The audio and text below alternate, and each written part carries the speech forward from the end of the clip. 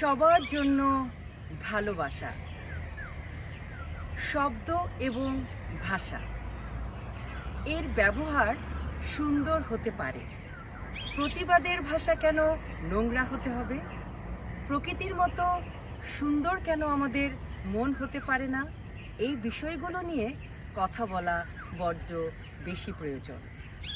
যখন কোনো প্রতিবাদ করব, যখন কোনো অন্যায়ের বিরুদ্ধে রুখে দাঁড়াবো, আমাদের ভাষার চর্চা সুন্দর হতে পারে, সম্মানের হতে পারে।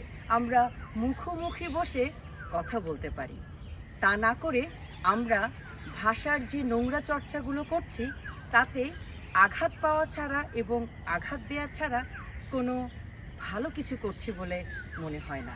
তাই সকলের কাছে বিনীত অনুরোধ রেখে যেতে চাই, যাই করি না কেন ভাষার চর্চা সুন্দর হোক, প্রতিবাদের ভাষা সুন্দর হোক, প্রকৃতির মতো নরম হোক আমাদের কথোপকথন। সবাই ভালো থাকুন, ভালো রাখুন, একে অপরকে ফুলের মতো সুন্দর হওয়ার চর্চা জারি থাকুক।